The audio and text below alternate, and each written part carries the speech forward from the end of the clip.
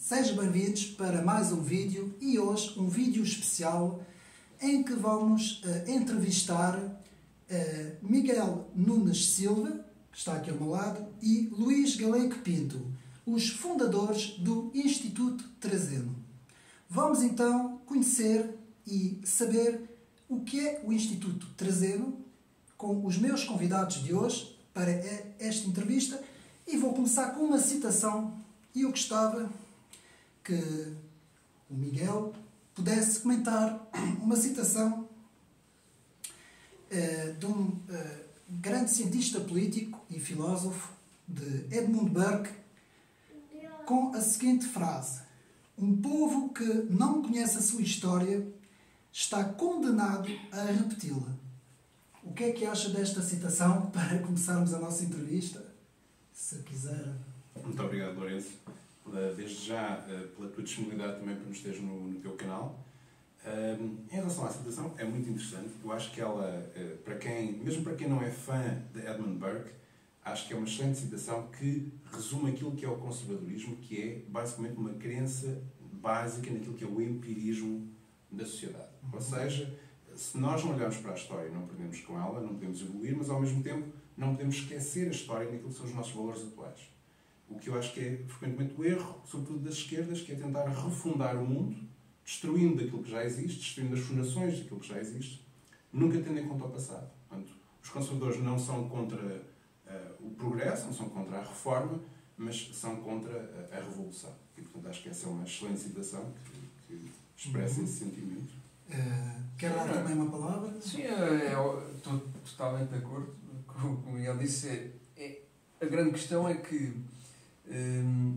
se por um lado nós não podemos, tal como as árvores, não é, crescer sem ter raízes, também a sociedade não pode crescer e florescer sem ter consciência da sua identidade, e isso vem da história, naturalmente.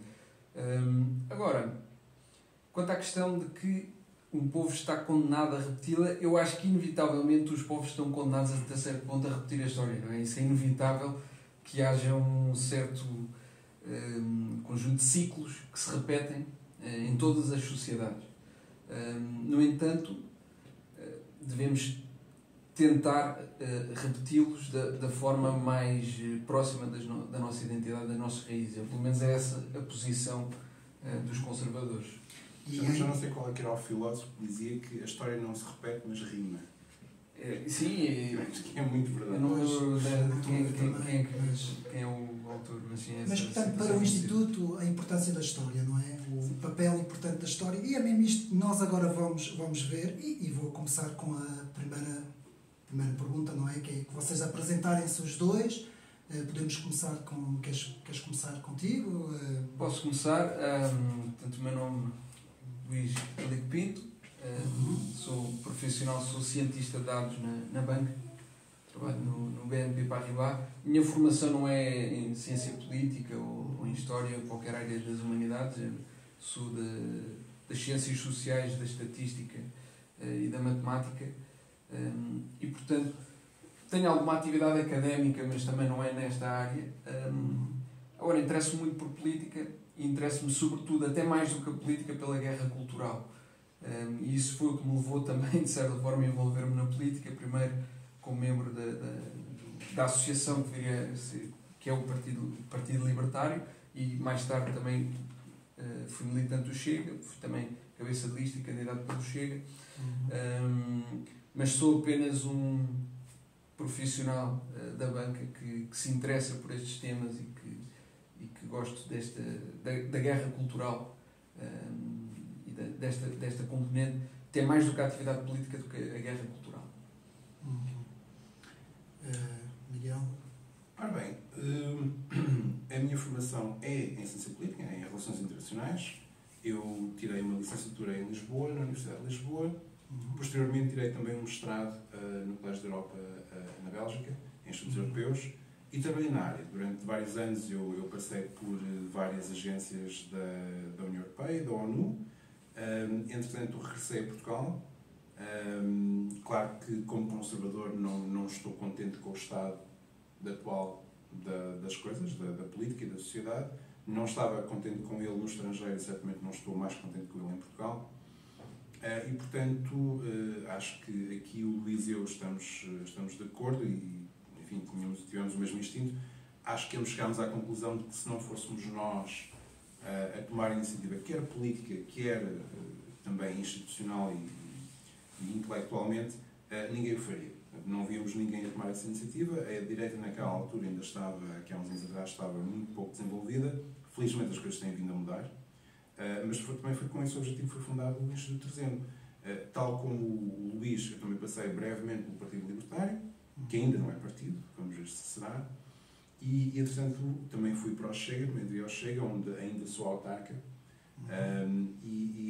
Pronto, é esse o objetivo, é darmos o nosso contributo, pequeno ou grande, mas darmos o nosso contributo e fazermos expressar vozes que não são, infelizmente, aquelas que têm eco na sociedade, nas televisões, nos jornais, na imprensa.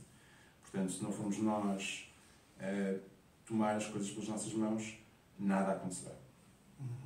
Ok.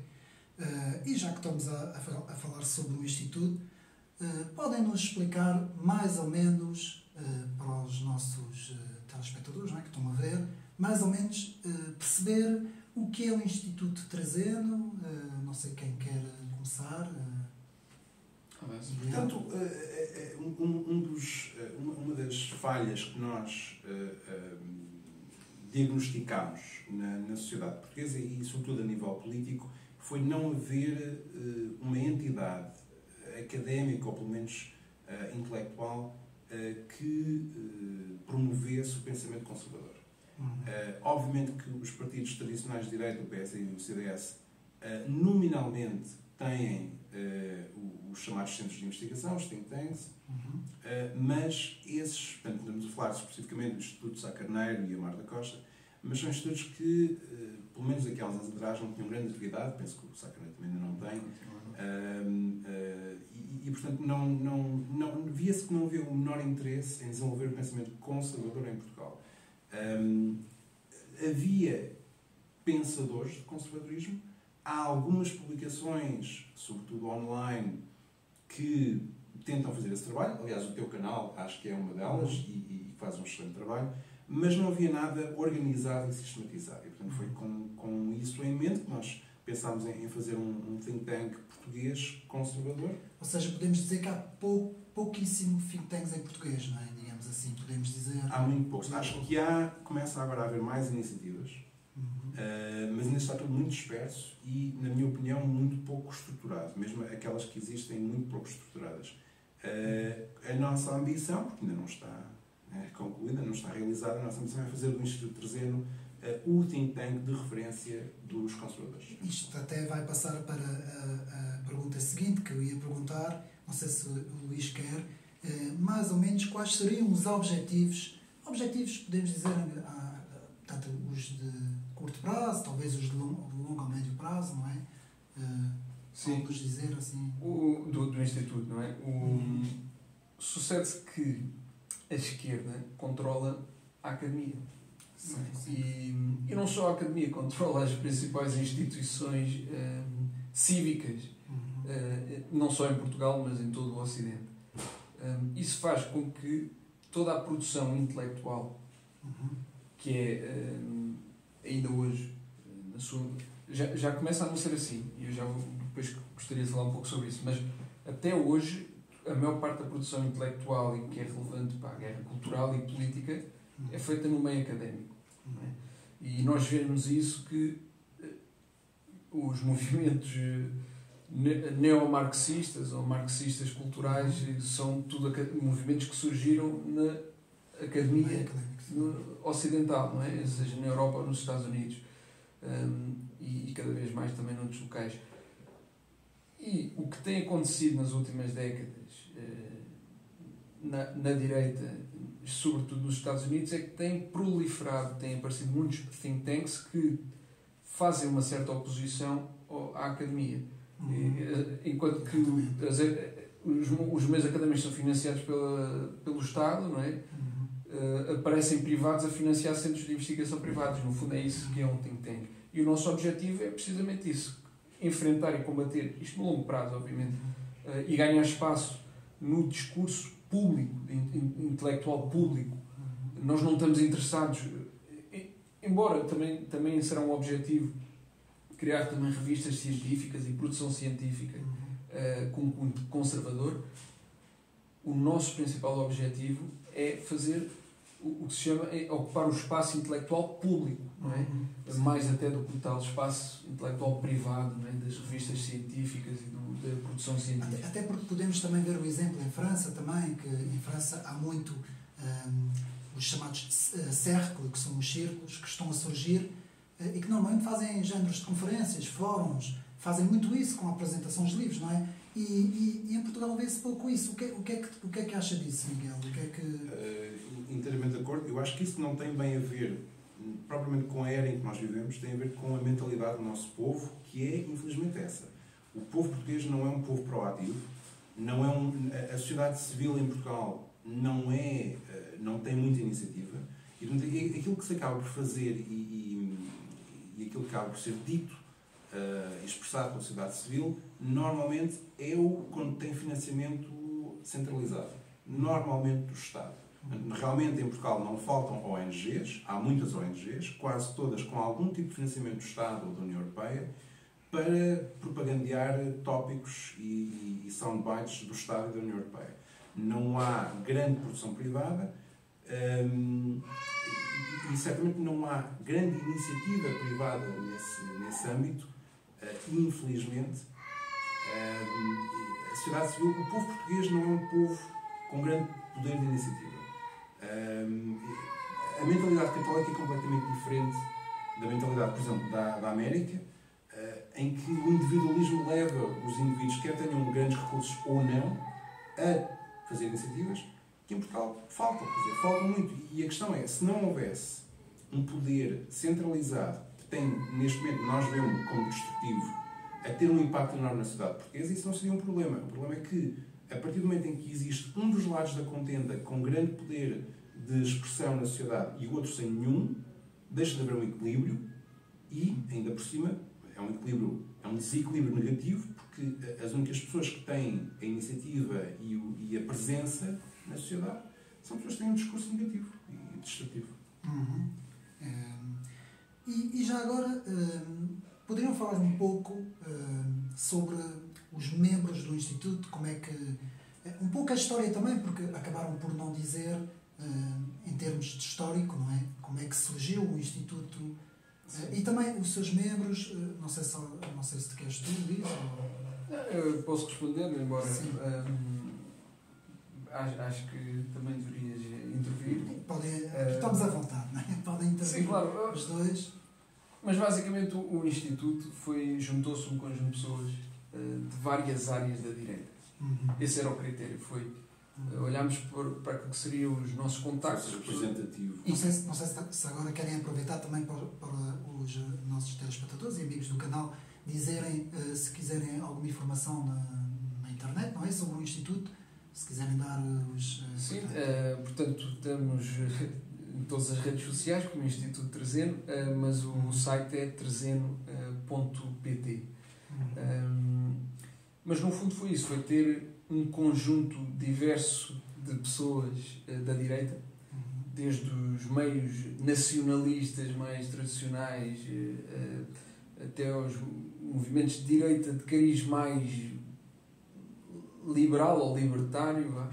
Portanto, temos até aqui, se calhar à partida, pessoas que não estarão em acordo em certas posições, mas queremos incentivar esse discurso, essa interação intelectual e política e cultural, tendo esse misto de pessoas. Ou seja, há uma certa pluralidade também, que se pode dizer, de opiniões, não é? Mas sempre tudo, digamos assim, centrado mais no que é conservador, não é?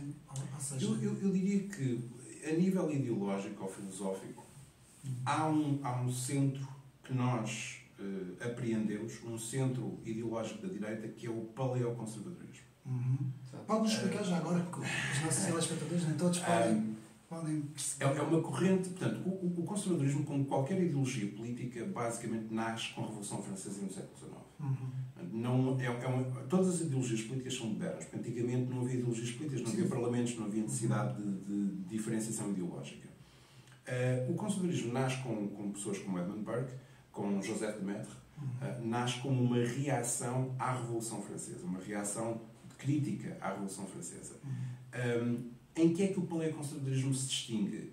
Eu diria que os paleoconservadores, sendo monárquicos ou republicanos, todos eles concordam que a sociedade que estava estruturada de acordo com princípios tradicionais funcionava melhor do que as inovações revolucionárias têm vindo a ser feitas a essa mesma sociedade.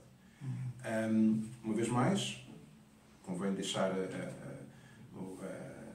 o caveat, não é, obviamente, uma oposição ao progresso, mas é uma oposição à revolução. Mas, por exemplo, em relação aquilo que se ouve muito falar também nos Estados Unidos, os neocons, os neoconservadores, como é que se posiciona, para os nossos amigos também perceberam um pouco mais, como é que se posicionam então os paleoconservadores em relação aos neoconservadores? Porque ouve-se falar muito, não é, dos neocons, não é?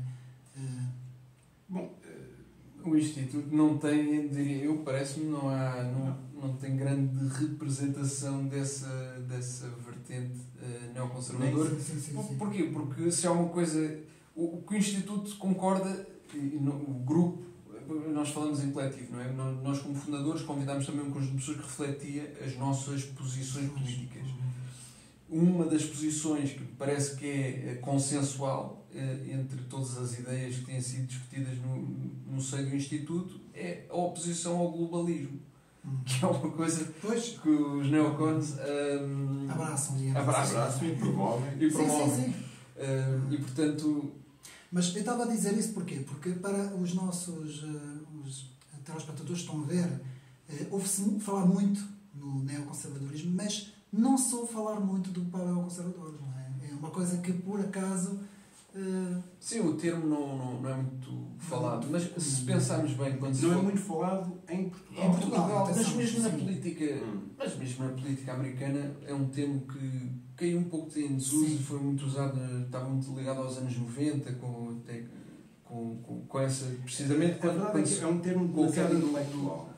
Também é, mas o que eu digo é, de certa forma, quando se começou a falar da alt-right há uns anos, que agora também é um termo que tem caído em desuso, não é? Mas foi muito popular e muito falado há uns anos, a alt-right, de certa forma, era um movimento paleoconservador, não é? Também libertário. Também tinha, depois cá está a vertente libertária na economia, não é? Tipicamente os representantes do movimento alt-right, com raras exceções, não se opunham explicitamente ao liberalismo. Nós vamos ver isso um pouco mais para a frente, na segunda parte da entrevista. Eu gostaria que, não sei se poderia falar de alguns membros, não sei se vocês podem fazer. Sim, portanto, nós, como eu estava a dizer, eu acho que eu e o Luís estamos mais na área paleoconservadora e perspectivamos o paleoconservadorismo como o centro daquilo que é a direita conservadora. Portanto, os libertários, não querendo a autoridade do Estado, estarão mais num espectro mais marginal. A mesma coisa com, eu diria, por estes dias, com os democratas cristãos, que estariam muito mais perto do centro em Portugal. Mas nós tentamos equilibrar as diferentes escolas de pensamento, porque as pessoas, obviamente, vêm de diferentes áreas, com diferentes princípios e acabam por subscrever a diferentes escolas de pensamento. Com base nessa orientação que nós temos, convidámos um número de pessoas que nós achámos que tinham um trabalho conservador importante. Não penso que tenhamos necessariamente limitado os nossos convites a partidos políticos, mas a verdade é que tudo à esquerda do CDS é muito complicado identificar como conservadores.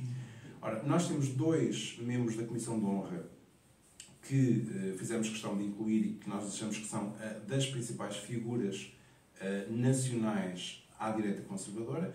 O atual deputado Diogo Pacheco de Amorim tem um percurso, obviamente, longuíssimo, não apenas da militância política e também de produção intelectual, mas também de combate social à esquerda e à extrema-esquerda.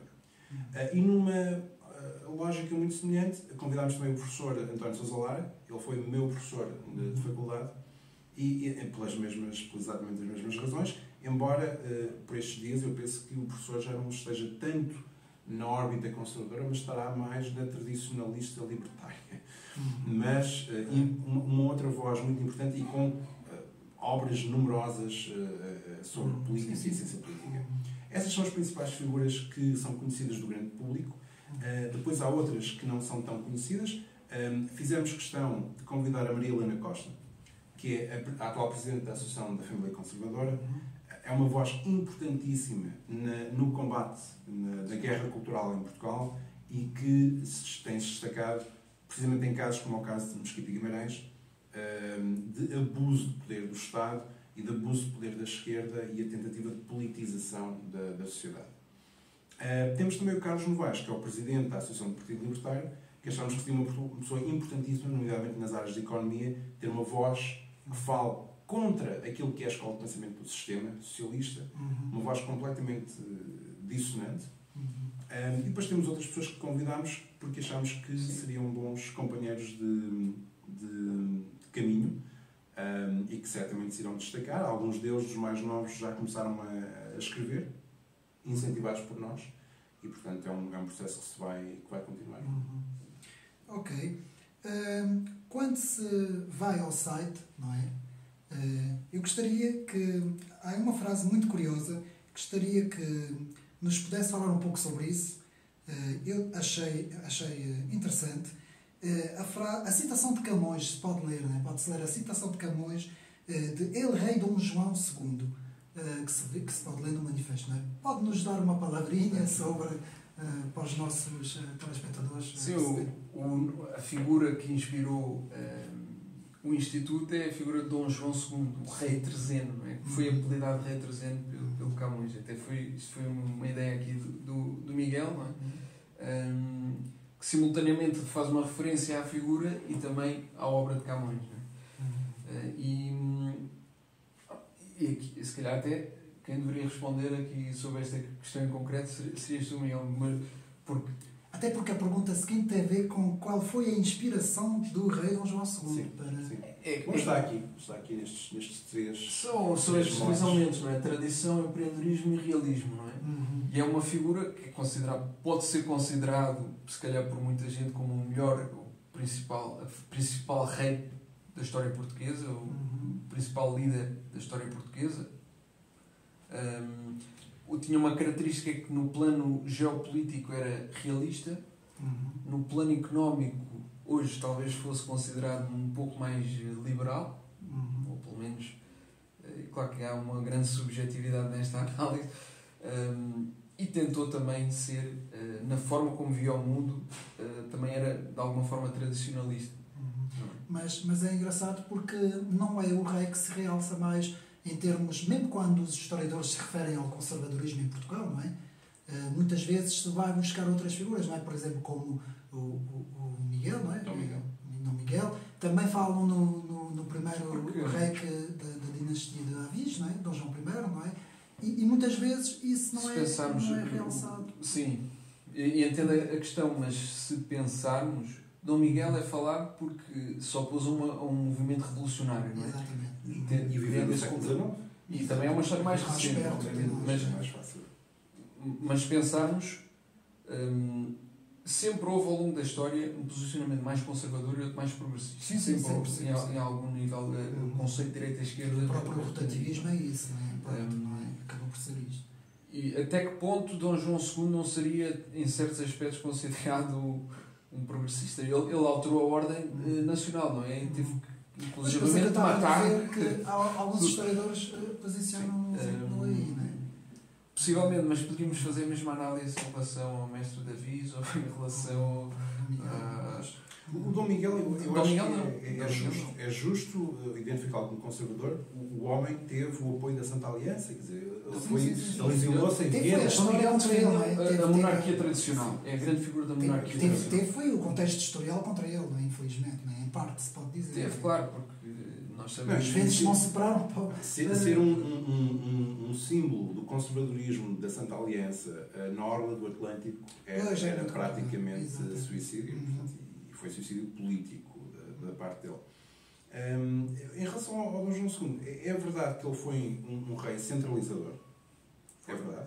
Sim. É verdade que ele foi um rei que também promoveu o liberalismo económico e a iniciativa privada, e que isso pode cair mal em alguns setores da direita, mas foi um rei que, não tendo levado a cabo nenhuma revolução, soube reformar o país e soube fazê-lo com políticas altamente pragmáticas, que eu acho que é isso que, pelo que se pauta a direita. E penso que o problema na altura que se punha havia duas escolas de pensamento na dinastia de Davies. Havia uma escola continentalista e havia uma escola mais litoralista, ou atlantista, se quisermos. E a escola continentalista da nobreza terratenente, francófona ou pró-francesa, era uma escola que, no fundo, simbolizava a estagnação. Quer dizer, era deixar o sistema como estava, não haver qualquer tipo de modernização das estruturas políticas, e isso teria custado a Portugal a sua independência. E teria custado a Portugal ter ficado atrasado na exploração do Novo Mundo. E, portanto, não nos parece descabido escolher Dom João II, de todo. No fundo, eu diria que, bom, eu vou ser odiado por dizer isto, mas para mim a escola de pensamento da nobreza daquela altura era uma escola socialista. Para aquilo que eram os padrões da época. Para aquilo que eram os padrões da época. Sim, sim. Não sei se tem mais alguma palavra assim para dizer em relação mais à estrutura interna do Instituto, se acham que há algum objetivo maior, não é? Digamos assim, para o futuro,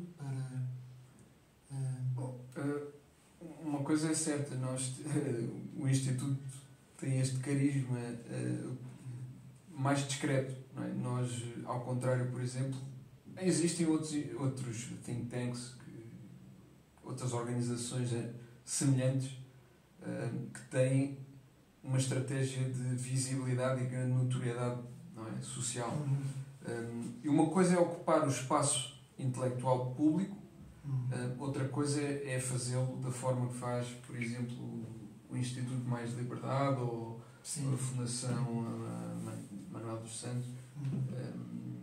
Portanto, têm um cariz mais de atração das massas, até de grandes eventos. Menos intelectual, menos no plano intelectual, não é? E sim, a nossa estratégia tem sido mais de agir em meios mais pequenos, claro, com alguma publicação também em imprensa e noutros meios, mas agindo de forma discreta em alguns pontos e trabalhando dessa forma. E, portanto, mas o objetivo é claramente continua a ser esse que foi mencionado no início, não é? Isso é a visão de longo prazo de ocupar o espaço intelectual. Porque faz falta, principalmente à direita, não é? Parece que... Nós queremos que o conservadorismo tenha uma voz tanto junto dos decisores políticos como junto do debate intelectual em Portugal. Mas isso não obriga a que sejamos um movimento de massas. O objetivo não é ser um movimento de massas. Nós não somos um partido político, somos apartidários e, portanto, não é disso que se trata. E isso íamos passando agora para o momento atual que nós estamos a atravessar, não é? O momento atual, o momento histórico e atual que estamos a atravessar. Mas antes de irmos mesmo à política, eu gostava que nos falasse um pouco do que é que tem sido Portugal em termos culturais, não é? Em termos de eventos culturais, em termos da própria cultura, até podemos falar um pouco também sobre o ensino académico, porque muito, e não só, e o ensino também, o chamado ensino secundário também, não é? Muito se tem criticado também, mais para o lado da direita, conservadora, não é? De que, de facto, sabemos que há uma ocupação muito grande da esquerda, não é? Principalmente nos meios académicos, na comunicação social e também, ao fim e ao cabo, nos meios culturais, não é? O que é que vocês têm a dizer sobre isso? Se um Instituto Trazendo pode ter aqui um papel importante também? Sim, pode. Embora a estrutura do Instituto não está feita para agir, por exemplo, no espaço cultural Nós não temos produção audiovisual, por exemplo, não está... Até porque essa entrevista, como podem ver, está a ser feita assim um pouco mais no improviso, não é? Convém. Sim, mas a ideia é que para se entrar nesse espaço, eu acho que sim, que é necessário que entrem mais entidades nesse espaço à direita, conservadores, a fazer essa como por exemplo o teu canal. Agora, é preciso ocupar esse espaço. Não sei se o Instituto tem essa vocação, não é? Embora é óbvio, eu também já fui artista e já estive ligado aos meios artísticos e sei que são totalmente controlados pela esquerda, não é? Aliás, é um suicídio. E depois o problema é também, não sei se depois o Miguel também nos pode falar sobre, por exemplo, a questão do financiamento, porque existe, a esquerda tem um certo financiamento, como sabemos, não é? Mas, por exemplo, eu vou dar o exemplo no meu canal, que é um canal pequeno, não é? Relativamente pequeno comparado com outros canais internacionais, por exemplo, não é? Há até portugueses, embora em Portugal, depois vamos falar isso mais para a frente sobre a questão das redes sociais em Portugal, não é? Mas, em questões de financiamento, há também uma grande diferença entre o que nós chamamos a produção da esquerda daquilo que é a produção da direita em Portugal, não é? Portanto... É que a questão... Eu lembro-me quando estive ligado aos meios artísticos, nós recebíamos um cachê para ir fazer uma performance artística num centro cultural às moscas. Não aparecia lá ninguém. Nós recebíamos o cachê na mesma. Isso vinha do orçamento do Estado ou vinha às vezes do orçamento dos partidos. Eram eventos, tinham certo chamamento? Não teriam, mas a questão é essa. É que esses artistas, e que eu sei como é que funcionam esses meios, o meio artístico português vive do orçamento do Estado e dos orçamentos dos partidos. Nós sabemos que os partidos à esquerda, o Bloco de Esquerda e o PC organizam eventos culturais, musicais e a natureza artística. Não é? E sabemos também que a produção audiovisual, nós temos uma televisão pública, temos a RTP1, RTP2 e mais uma série de outros canais de rádio e de televisão pública. Liguei a televisão no outro dia, estava aqui à procura, queria pôr uns bonecos para o meu filho e estava a dar uns bonecos LGBT no Zig-Zag na TV2. Temos uma ocupação do espaço. E portanto, eu pergunto, aquilo era motivo para se enviar um e-mail para o provedor da RTP. Mas eu pergunto-me, quer dizer, as pessoas que fizeram a programação. 20 anos atrás ou 30, o impacto seria muito diferente. Agora, é que as pessoas que lá estão fazem-no conscientemente, utilizam aqueles meios para fazer ativismo político de forma consciente e aberta. E portanto, quando se fala de financiamento, o financiamento que existe à esquerda é público, não é privado. Será privado também, eventualmente, não é? Sim, nós sabemos que internacionalmente que há personalidades a financiar. Mas Miguel, tens alguma palavra a dizer sobre isso? Não, nós estamos à vontade para sermos transparentes, porque nós acabámos de fundar o Instituto, não temos qualquer tipo de financiamento, portanto, até termos, estamos aqui todos em trabalho voluntário, quer venha muito financiamento, quer não venha nenhum, nós vamos continuar a iniciativa, portanto, neste momento o financiamento é indiferente, quer dizer, a nossa presença vai continuar, claro que com mais financiamento conseguimos mais meios, mas por enquanto não existe nenhum tipo de financiamento.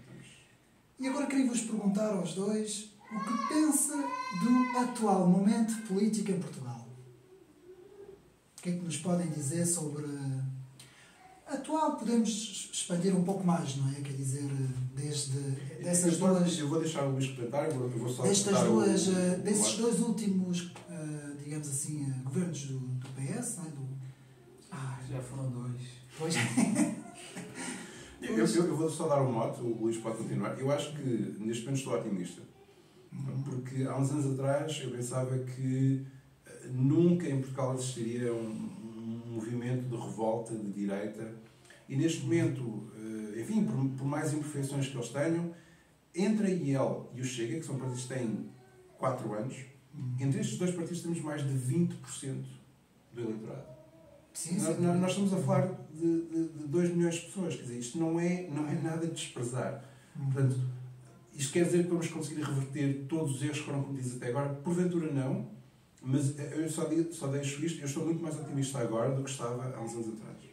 É impossível não estar otimista, não é? Temos personalidades com grande carisma à direita, não é? Temos o AV, o André, temos o Chega, são movimentos que há 5 anos não existiam, salvo erro, não é? O Chega não foi fundado há menos de 5 anos. E portanto, sim, claro que há um certo otimismo, e é possível que venha a haver novamente um governo verdadeiramente conservador e uma viragem que não acontece desde o 25 de Abril, uma viragem verdadeiramente conservadora nacionalista. É possível, sim.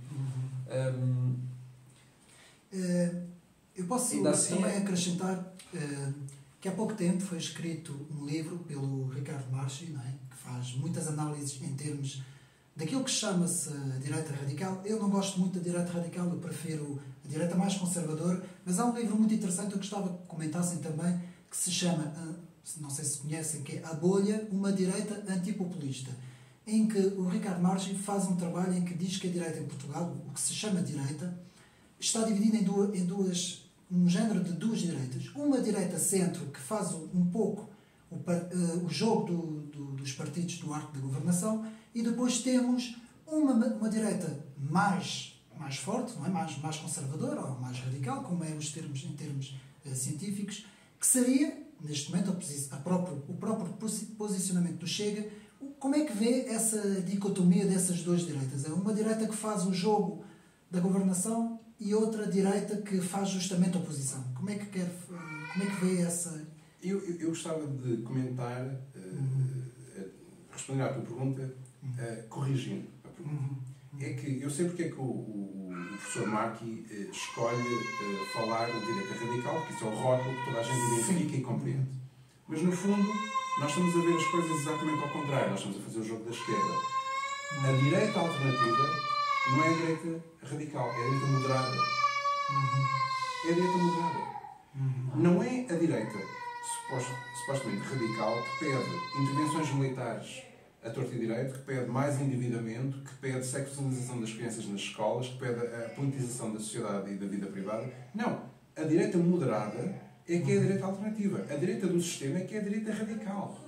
E porquê que é radical? Porque está próximo das forças radicais da sociedade, que são de esquerda. Exatamente. As forças de esquerda são revolucionárias e a direita do sistema é uma direita conivente e colaborante com a esquerda radical, que é revolucionária. Portanto, são colaboradores dos revolucionários. Nós é que somos os moderados. O problema é que os próprios meios de comunicação invertem, põem a situação em que criam este género de dicotomia, não é? Isso leva-nos à seguinte pergunta, a pergunta de o que é que vocês acham então do conservadorismo em geral em Portugal? Então, nós estamos a falar aqui em Portugal. O que é que se pode dizer neste momento? No contexto político atual, só surgiu com o Chega, não é? Agora, e era isso que eu ia dizer há pouco, e também completando aquilo que estavas a dizer. Pode-se dizer que antigamente havia personalidades que, por exemplo, se nós falarmos do próprio Jaime Nogueira Pinto, há personalidades. O antigo líder do CDS, não sei se vocês podemos falar, havia o Mirno, havia movimentos mesmo a seguir ao 25 de Abril que eram verdadeiramente conservadores. Mas clarificando, o que é ser conservador hoje? A meu ver, há dois elementos, ou pelo menos um. Um é que seja nacionalista, minimamente identitário, não é? Por exemplo, um democrata cristão é considerado, podemos considerar um conservador? É porque eu acho que não, que a tua análise está correta. Eu diria, há bocado falavas das duas direitas. Eu acho que um bom barómetro... Isto segundo a análise do Ricardo Marques. Tudo bem, mas podemos partir dessa análise. Um bom barómetro para as duas direitas é quem é que se identifica com a Igreja do Papa Francisco e quem é que não se identifica com ela. Mas aí podemos ir mais longe, tá? Mas aí tens razão. Mas tens razão. Por exemplo, eu sou um católico. Estamos a falar de democracia. Sim. Eu sou católico e sou tradicional. Eu vou à missa na Fraternidade de São Pio X, que é um movimento, se calhar, muito mais à direita, muito mais tradicional. Não se pode, se calhar, falar à direita, mas é claramente o centro do movimento tradicionalista católico. E da oposição, neste caso, em particular, ao nosso Santo Padre, o Papa Francisco. Isto custa-me falar disto publicamente, porque há uma questão espiritual. E acho que há muita coisa que não se fala também porque espiritualmente é difícil Não falar é, dessa digamos, questão. religiosamente correto, não é? Não, e precisamente. Exato. Agora, uma coisa é certa, se formos por aí, há poucos tradicionalistas católicos no Chega. Eu sei que há alguns, Sim. mas há poucos. E em Portugal, ao contrário do que existe em França, noutros sítios, os movimentos tradicionalistas não têm uma grande expressão. Nos Estados Unidos crescem, não param de crescer, em França, noutros sítios também vão crescendo. E já agora essa questão do tradicionalismo está a surgir em tudo, não é só na Igreja Católica, até Sim, na está a ver. Igreja Anglicana há a mesma Eu, por coisa exemplo, a hoje acontecer. não sei se vocês também sabem, que está a haver uma grande contestação nos Estados Unidos da América em relação às chamadas políticas do wokeismo, dos woke. Ou seja, há um levantamento muito grande do conservadorismo e, coisa curiosa, nos jovens. Sim, Não estou a falar daquelas camadas, porque sabemos como é que os Estados Unidos é mais ou menos discordam dos esperado Estados. que assim seja. Sim. Há um livro muito conhecido que é The Fourth Turning, An American Prophecy, Sim. do Neil Howe e do William Strauss. E eles previram, o livro foi escrito, salvo erro, em 97, ou foi publicado em 97, uma coisa que eles previam é que a geração a seguir aos milenares fosse mais conservadora. E não acabou por acontecer com os Tea Party. Acaba por acontecer, mas se formos ver Sim. hoje, há a percepção pública, que se calhar corresponde à verdade, que o movimento, que o ponto de vista woke ainda domina o discurso dos jovens. Mas Agora, o que é um jovem, não é? Mas Já começa a não ser jovem. Surpreso Agora, já deixei de ser jovem, já não sou jovem, mas há pessoas mais jovens que eu. Sim. E que já têm uma posição diferente. Uma coisa é certa, os jovens agora têm uma característica que são muito mais subversivos. Enquanto que os milenares defendiam publicamente desde os tempos do Wall Street, do Occupy Wall Street. Sim, esses grupos que foram surgindo, sim. E tinham uma militância de alguma forma semelhante à dos boomers, não é? Sim. Tem um revivalismo quase dos hippies e desse movimento dos anos, final dos anos 60. Sim. A nova geração é extremamente subversiva. Raramente diz o que pensa em contextos institucionais, empresas, universidades. Tem muito medo de ser exposto publicamente. E pudera, não é? Sim. Os cancelamentos são agora uma prática sim. comum. E arranja formas de fazer atividade cultural, política e ideológica de forma dissimulada, subversiva, não é? Sem revelar a sua identidade. Isso passa-se no geral com toda a política e com toda a sociedade. Nós estamos todos atrás dos ecrãs. ecrãs. Sim. É mais fácil também proteger o teu anonimato se assim quiseres. E, portanto, basta ver o caso em França também, o que está a acontecer. Não é? Sim, eu posso falar, tenho alguns... Em França tem sido mais público, sim. Mas em França está a surgir muita coisa, por exemplo, na própria internet, surge muita contestação a tudo o que é socialista e liberal, por exemplo. Liberal no sentido pós-moderno, não é? Aquele liberalismo. A sensação que eu tenho, claro que a nossa percepção individual é sempre enviesada. Mas eu acho que é inevitável. Eu acho que o Neil Howe, que acertou em quase todas as... Ele fez uma profecia, não é? É uma profecia americana. E ele acertou em muita coisa, coincidência ou não. Mas eu acho que o modelo teórico deles tem validade. Que é, se pensarmos, nós chegamos a um ponto também em que vê-se isto, e estávamos a falar da igreja e foi aqui que chegámos, porque o que é que está a acontecer agora, tomando como exemplo a igreja, o que é que está a acontecer na igreja anglicana? Está-se a dividir em duas. Somos todos anglicanos. Uns fazem casamento gay, os outros são contra o casamento gay. Uns têm padres e bispos transexuais, os outros não têm. Não é? Depois vemos também diferenças geográficas. Em África, a igreja anglicana, onde estão neste momento a maior parte dos anglicanos em África, é extremamente muito mais conservadora. E, portanto, o que é que acontece? É que quando chegou-se a um certo ponto em que o progressivismo ganhou uma dimensão tão grande e tão estranha, não é? Começou a chocar até os mais moderados. A propósito disso, Luís, deixa-me só acrescentar. Eu convidava que a nossa audiência seguisse o Instituto nas redes sociais. Nem de propósito, hoje nós fizemos a página do Facebook publicitou um artigo que saiu no The European Conservative que falava precisamente na divisão intelectual que há entre os jovens conservadores e os velhos conservadores. Ou seja, entre os conservadores da geração dos baby boomers, os nossos pais, os nossos avós, e a nossa geração, e os mais novos. E é uma divisão muito curiosa, porque os baby boomers fazem oposição ao wokeismo com uma perspectiva de que pena que os wokers vieram estragar a realidade que nós tínhamos, antiga dos anos 80 e 90, onde nós éramos liberais e estava tudo bem. Enquanto que a perspectiva dos jovens é uma perspectiva muito diferente. Sim, eles opõem-se ao woke, eles opõem-se aos LGBTs e opõem-se ao marxismo cultural, não é? Chamemos aquilo que aquilo é. Opõem-se ao marxismo cultural, mas numa perspectiva muito diferente, que é tudo aquilo que foi progressista até aos anos 90 estragou por completo a civilização ocidental. E não é voltar aos anos 90 ou 80, é voltar aos anos 50. A nostalgia de uma geração e da outra são completamente diferentes. Mas isso é a diferença entre um conservador e um tradicionalista, não é? E porquê os anos 50? Porque falámos antes... Make America Great Again. Para já, olha, os anos 50, voltando ao modelo do Neil Howe, foi o American High, mas eu acho que até portanto, foi o pico, não é, da civilização americana logo a seguir à guerra. Mas não é só essa a questão. É que há, a partir ali dos anos 60, Concílio Vaticano II, maio de 68, 25 de Abril, essa subversão que aconteceu subverteu a fundação do que é a sociedade humana.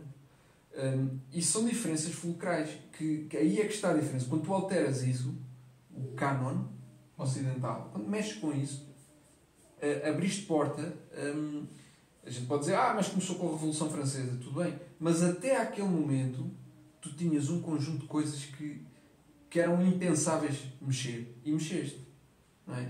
E a partir do momento em que mexeste nessas coisas, agora há um saudosismo, sim, mas já não é um saudosismo de 2001, ou não é, antes do 11 de setembro, ou antes da queda do Muro de Berlim, ou antes do que for lá para trás. Não, é um saudosismo por aquilo que é a essência da tradição. E a gente fala dos anos 50 como um ponto de referência. Sim. E isto lá vem a questão, uma questão importante aqui para os nossos auditores, não é? A questão do Chega, o Partido Chega, o surgimento do Chega em Portugal, não é? Que é uma coisa relativamente recente, não é? O que é que pensam sobre isso, não é? Enquanto Instituto 300, não é? Assim, que visão é que vem, portanto, se é algo de muito bom que está a surgir? Nós somos partidariamente ecuménicos, não temos a mínima intenção de patrocinar ou promover um partido ou outro, mas sim, quer dizer, acho que há uma diferenciação que tem que ser feita, e aqui, falando objetivamente, o Partido Chega é um movimento social. Antes de ser um partido, é um movimento social. As pessoas identificam-se não com uma estrutura partidária, porque ela não existia, mas identificam-se com nem sequer um conjunto de valores, eu acho que é uma atitude de revolta e de reação, encabeçada pelo André Ventura. E, portanto, se existe uma direita conservadora em Portugal, é graças ao Chega. Agora, não quer dizer que ela se tenha que limitar ao Chega, obviamente, mas o Chega, acho que pelo menos tem o mérito de ter sido o movimento que despertou as consciências conservadoras que estavam adormecidas, digamos assim. Portanto, se queres dizer... Sim, pronto, eu posso falar aqui, eu já fui militante do Chega, já fui candidato pelo Chega, neste momento eu não sou militante. Não quer dizer que não simpatizo. E simpatizo, obviamente, com o Chega, embora acho que o Chega é insuficiente no panorama político. Devia haver mais pluralidade, então, não é? Em termos e vai de acontecer, também. Porque o que é que aconteceu à esquerda há uns anos? Fraturou-se, não é? Tínhamos 2 partidos grandes à esquerda, agora temos não sei quantos. Mas, por exemplo, já agora eu queria a vossa opinião sobre isso. Fala-se muito de que o Chega poderia ser, e isso ouve-se muito, não é, pelos partidos da oposição que se opõem ao Chega, digamos assim, que o Chega acaba por ser um género de um partido, como é que eles dizem, uma muleta, não é, do Partido Socialista. Porquê? Porque faz um género cria, como é que se pode dizer, cria uma situação em que o PSD não consegue, que é um partido mais à direita, supostamente, do que o PS, não é? Não consegue ter mais votação, justamente porque uma grande parte, até porque sabemos que uma grande parte dos eleitores do Chega, vieram também alguns do PSD, não é? A maior parte. A maior parte. Então, o que é que vocês acham sobre isso? Eu apelava, antes de mais, a que os comentadores das televisões acertassem com a narrativa do sistema que querem propagar. Porque às vezes ela começa a ser contraditória. E eu não estou a falar disto porque seja do Chega, mas tenho que revelar que sou. Uma coisa é começarem a dizer mas o Chega, na verdade, é quase comunista porque vai buscar militantes comunistas ao Alentejo. E, por outro lado, dizer mas afinal é um instrumento do PS porque enfraquece o PSD. Bom, não pode ser as duas coisas ao mesmo tempo. E a verdade é que, enfim, se me vais obrigar a defender o Chega, eu vou defender o Chega. Não, nós estamos aqui não, mas principalmente a falar sobre o conservadorismo em Portugal, não é? Mas isso pode ser um efeito secundário, não é? Acontecer isso pode acontecer. A verdade dos factos. Vamos falar da verdade dos factos. É verdade que o PSD está estagnado eleitoralmente? É. É verdade que ele está estagnado eleitoralmente por causa da Iniciativa Liberal e do Chega? Absolutamente que sim. Agora, a direita, desde que o Chega se formalizou enquanto partido, a direita, no seu conjunto, tem aumentado ou tem diminuído de percentagem de votos? Sim, até porque há muita gente que estava naquilo que é chamado aqueles que não votam, não é? Sim, a abstenção. A abstenção e houve muita gente também da abstenção que se posicionou. O Chega cresceu. O Chega acrescentou. O Chega não retirou, diria eu. Acrescentou. Bem, nós já estivemos a analisar aquele estudo. Desculpa aqui. É só que por acaso estivemos a analisar aquele estudo da Católica, que era muito objetivo, não é? Sobre de onde vieram os eleitores. Sim. Salvo erro, a maior fatia era da abstenção e depois a segunda maior fatia era do PSD. E muito pouco do CDS. Curiosamente. Já agora uma pequena palavra sobre o momento atual nas redes sociais. Ou seja, qual é o papel das redes sociais neste momento em Portugal? Até porque se nós fizermos um tipo de comparação com outros países, não é? Por exemplo, outros países na Europa, ou até com o próprio Estados Unidos, ou até com o próprio Brasil, o que é que nós vemos na internet? Vemos, de facto, que em Portugal a internet pode-se dizer que está muito aquém daquilo que podia, mesmo em termos de população, não é? Comparando a população de Portugal com outros países, porquê que parece que há como é que se pode dizer, tarda em aparecer mais youtubers, mais iniciativas na internet? É um mistério para mim, de facto. Nós estamos muito aquém, eu concordo totalmente. Sim. Mesmo tendo em conta a população portuguesa, nós temos muito pouca produção e temos poucos seguidores. Parece que há pouca atividade política. Pois, em Portugal. A mentalidade portuguesa é indiferente e é complacente. E, portanto, tudo aquilo que chega aos outros países chega a Portugal mais tarde e em menor dimensão. Mas é preciso vermos uma coisa.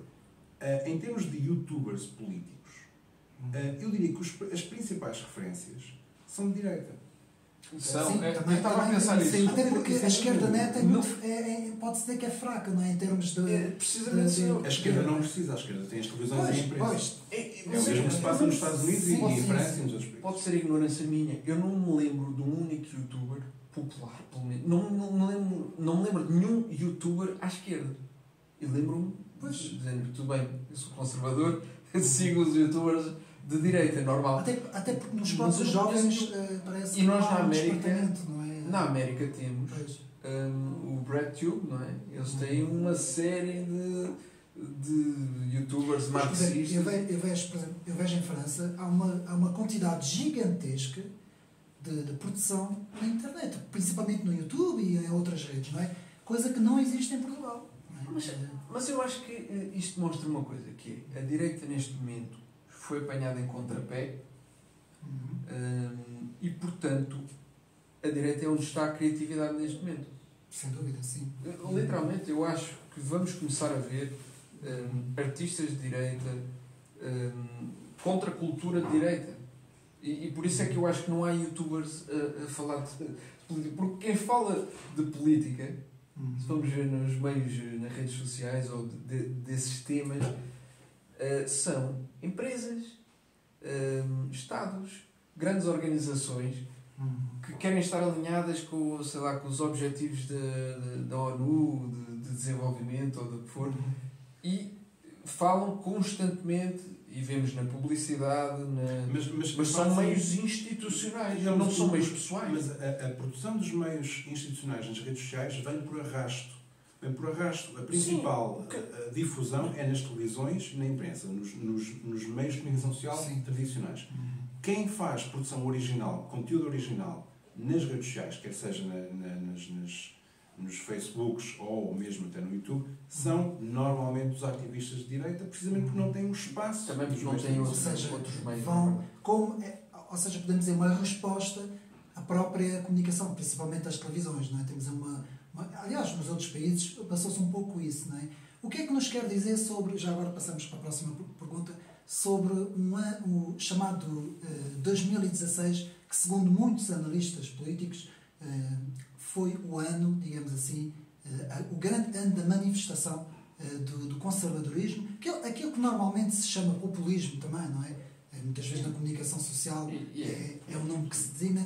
Porquê? Porque tivemos vários fenómenos, não é? Tivemos o Brexit, tivemos a eleição de Donald Trump, não é? E tivemos também a eleição do Bolsonaro, mas tudo isso um ano depois, mas podemos dizer que houve um pico, uma subida, não é?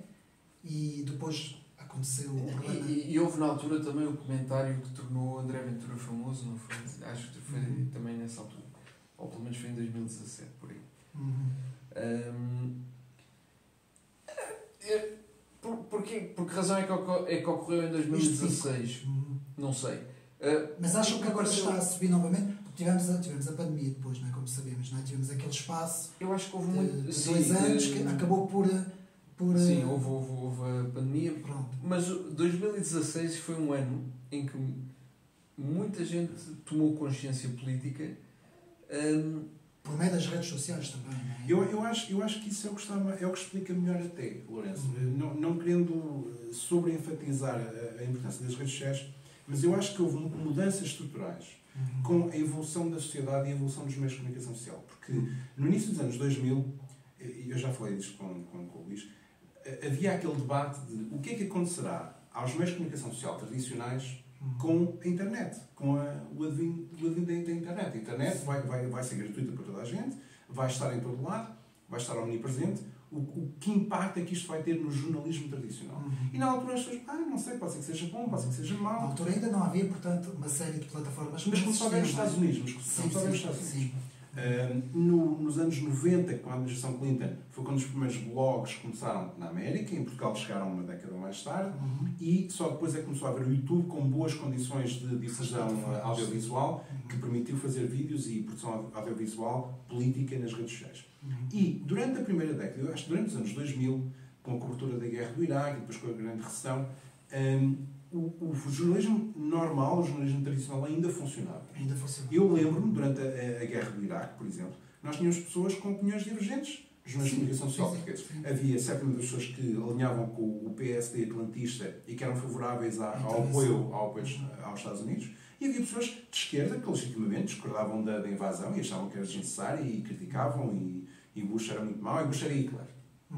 Sim, eu lembro-me perfeitamente. E, no entanto, chegamos a 2011, a Primavera Árabe, e vemos a ação dos Estados Ocidentais, mais uma vez, a tentar destabilizar e promover intervenções e conflitos pelo mundo árabe fora, especificamente neste caso, mas também noutros casos. E vimos a importância das redes sociais também, nas primeiras áreas. Logo na altura falou-se da importância do Twitter. Mas a diferença grande, mas eu acho que isso foi exagerado, a diferença grande foi no Ocidente, em que deixou de haver discordância. Porque, súbito, ocorre a intervenção da NATO na Líbia e eu não vejo uma única voz divergente, dissonante. Foi a presidência Obama, não é? Não, mas não foi só. Foi aquela ideia. Mas é uma questão de massa crítica. Até 2014 falava-se que tinha acabado a guerra cultural. Não havia guerra cultural. Que tinha sido ganha pela esquerda nos anos 70 e 80, sim.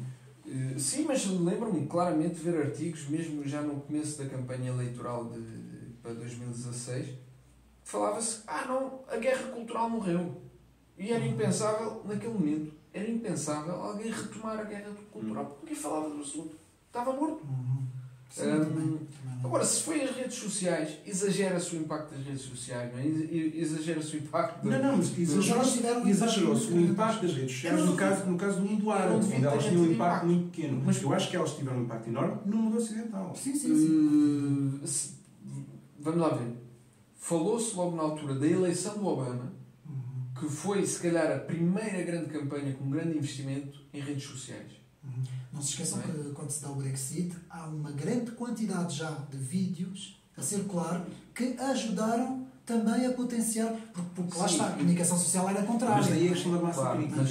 É que a esquerda do Obama não precisava das redes sociais. A direita precisava. Mas a diferença foi a Cambridge Analytica também que fez a campanha do Obama. Sim. Ou coincidência ou não. Pois. A verdade é esta. Eu acho que se exagera o impacto das redes sociais. Agora, eu por acaso falo disto, que também tenho alguma proximidade profissional com o assunto. Há agora um estudo recente do Ehrenberg Base Institute, que é o, digamos, dentro do pensamento de Martin, são os contrários, não é? O pensamento mainstream. Bem, eles mostram claramente que durante o Brexit o impacto da publicidade online foi reduzido. Agora, sim, foram utilizadas algumas técnicas um bocado de guerrilha, não é? Como se dizia aqui, é verdade, não temos acesso aos meios, falam mal de nós na imprensa, falam mal de nós e depois aparece uma subcultura. E aparece uma subcultura, é inevitável que as pessoas recorram aos meios que estão disponíveis. E também se recolheu informação sobre os eleitores, também que de forma um bocado... Mas podemos concluir essa questão a dizer que as redes sociais têm uma importância... Eu penso que tiveram, não por causa de uma campanha política específica, mas ao longo da socialização das pessoas para a política nas redes sociais. E porquê? Porque é que houve essa socialização? Porque na segunda década do século, entre 2010 e 2020, foi precisamente a altura em que houve uma consolidação dos meios de comunicação social tradicionais. E porquê é que houve essa consolidação? Porque todos eles estavam falidos. E porquê é que eles estavam falidos? Porque as pessoas que se interessavam verdadeiramente por notícias passaram a ir buscá-las à internet gratuitamente. E nem os jornais, nem as televisões tinham receitas publicitárias suficientes para sustentar todos os canais e todos os jornais e todas as revistas. E isso só se manifesta a partir de 2010, 2011. É nessa altura que, sim, a direita já estava nas redes sociais, mas a partir de agora a direita está nas redes sociais para o grande público, não é só para os intelectuais que gostam de lá ir buscar informação. E pelo contrário, o que é que acontece com o panorama normal e tradicional? Ele é todo comprado por grandes grupos económicos que não se importam se a revista, e o jornal e a televisão não fizerem dinheiro, desde que possam transmitir a sua própria narrativa e que, claro, a narrativa dos grandes grupos económicos e a narrativa dos governos centrais acaba por ser a mesma. E é precisamente em busca de uma alternativa ao consenso forçado nos média mainstream que as pessoas começam a recorrer mais às redes sociais. Eu acho que é isso que explica que em 2016, precisamente 6 anos depois de isto começar a acontecer, que ocorram fenómenos que normalmente não ocorreriam. Quer dizer, um outsider, uma pessoa fora do sistema, consiga ganhar as eleições nos Estados Unidos, consiga ganhar o referendo no Reino Unido, no Brasil, tudo isso é inédito. E porquê que é inédito? Porque até aí não tinha sido necessário. Exatamente. E já agora, leva-nos a pergunta, uma das perguntas, a penúltima desta noite, e já agora, mais uma vez, agradeço a vossa disponibilidade também pela entrevista. Obrigado. A pergunta inevitável, não é? O que é que vocês acham, enquanto instituto, não é? Com palavra, com vossa palavra, não é? Sobre o atual conflito da Ucrânia, não é? Que é sempre essa questão que... Aqui o realismo, não é? Não sei se o Luís quer começar ou o Miguel. Eu posso começar porque eu sou um leigo total no que toca à geopolítica. Eu sou um leigo, ao contrário aqui do Miguel, que sabe bastante sobre o assunto. Posso apenas dar a minha opinião pessoal, que vale. Eu até ao início, eu confesso que a geopolítica não me interessa tanto quanto a guerra cultural. Mas pode ter alguns impactos também em relação à Europa, não é? Tem. O que é que eu vejo?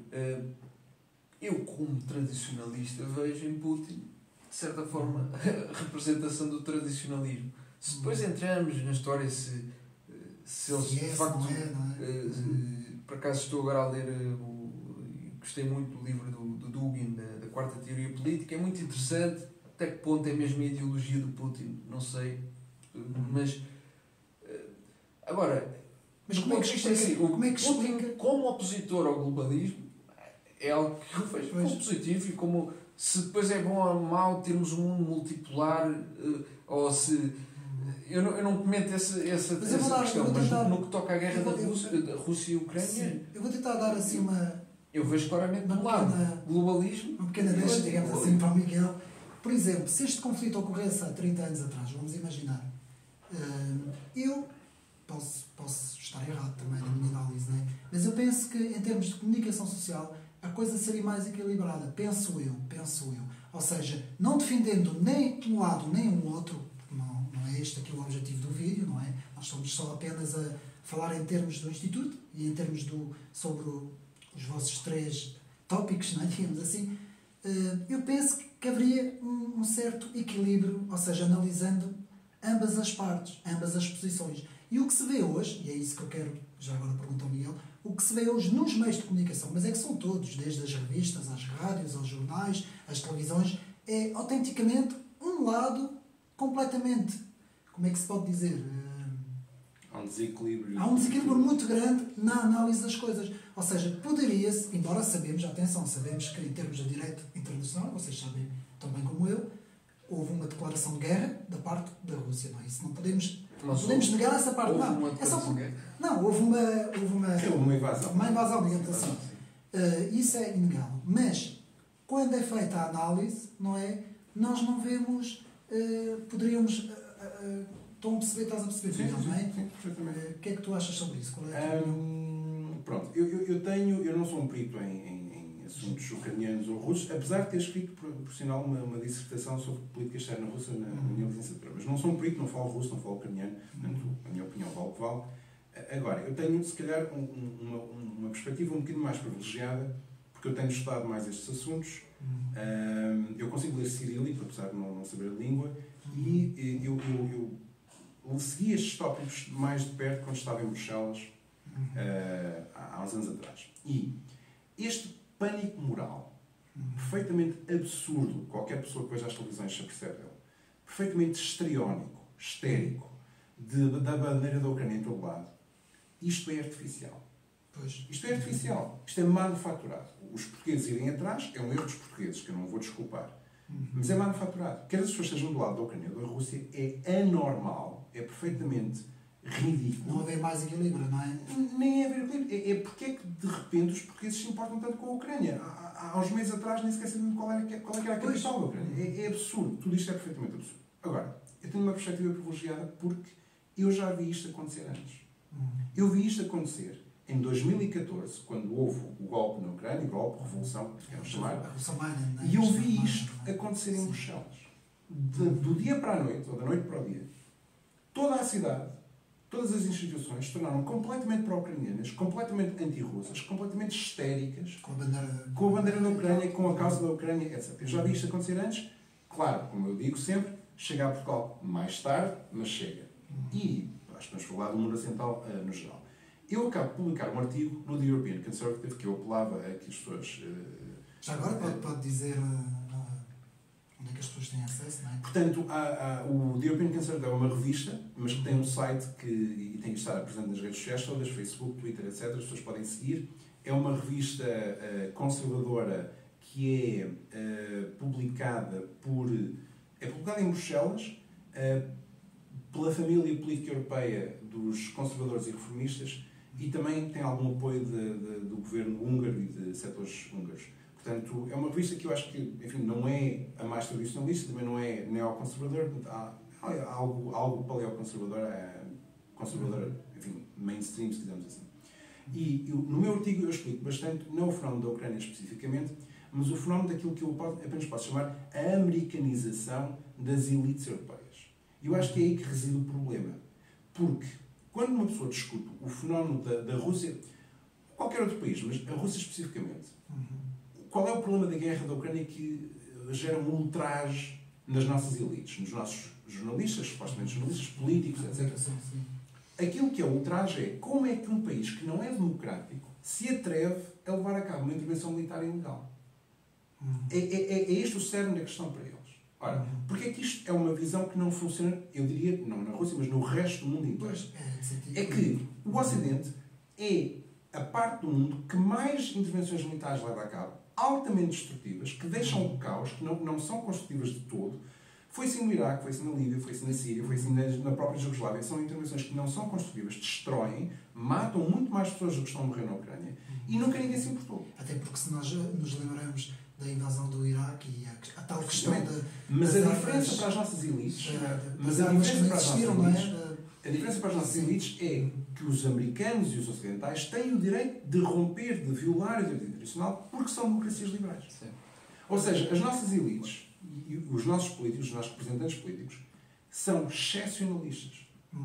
Eles não aceitam reger-se pelas mesmas regras que forçam os outros países a cumprir. Daí eu dizer que há uns anos atrás, se calhar, haveria outra... Havia mais, como é que se pode dizer, mais equilíbrio, não é? Será? Mais pluralidade de opiniões. Eu concordo com o que disseste, que tudo isso é manufaturado.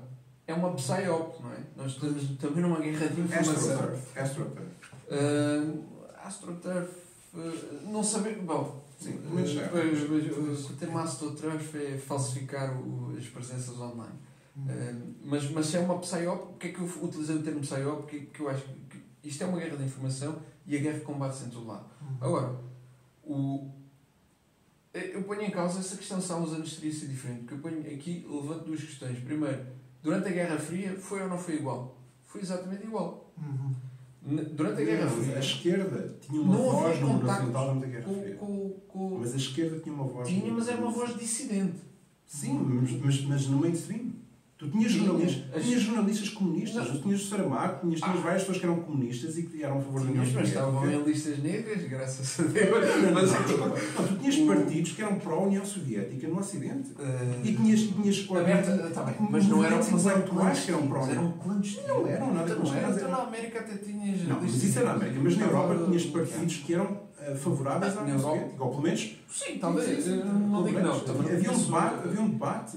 Possivelmente haveria esse debate. Mas havia... Poderíamos ficar aqui muitas horas. Poderíamos ficar aqui muitas horas. Mas eu ponho em causa infelizmente temos um pouco mais tempo, não é? Eu queria... Pronto, eu queria uma palavra vossa final. Não sei se queres começar tu, Miguel. Uma palavra final representando o Instituto para Portugal, para os nossos telespectadores que estão a ver, mas os nossos... Eu tenho que agradecer a tua colaboração connosco, Lourenço. Obrigado, o convite que nós fizemos e que depois nos fizemos a nós para a entrevista foi genuíno. Nós achamos que temos muito em comum, nomeadamente a nossa vontade de mobilizar a direita conservadora em Portugal para, pelo menos, ser ativa politicamente e ser ativa cultural e intelectualmente. E o teu canal, eu penso que tem grande potencial para servir esse objetivo. E estamos dispostos a colaborar contigo sempre que for necessário. O Instituto tenciona organizar eventos agora no futuro próximo e, portanto, terás sempre convidado e a tua audiência será sempre, obviamente, também convidada para todas as nossas iniciativas e é convidada a seguir as nossas publicações. Estão sempre à vontade também no meu canal, não é? Sempre que quiserem, portanto, participar também e com alguns eventos.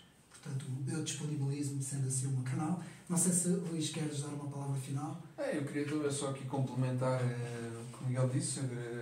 Agradeço também muito este convite, esta oportunidade. Falámos aqui, acabou por ser uma conversa até bastante informal.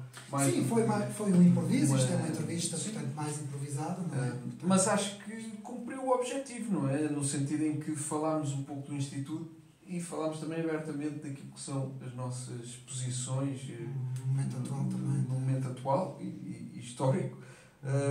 E acho que tentámos também aqui, acabámos por, de forma orgânica, natural, representar aquilo que é o Instituto e a nossa forma de ver o mundo. E esta só agradecer. Muito obrigado. Ok, então obrigado. Obrigado, Miguel. Obrigado, Luís. E até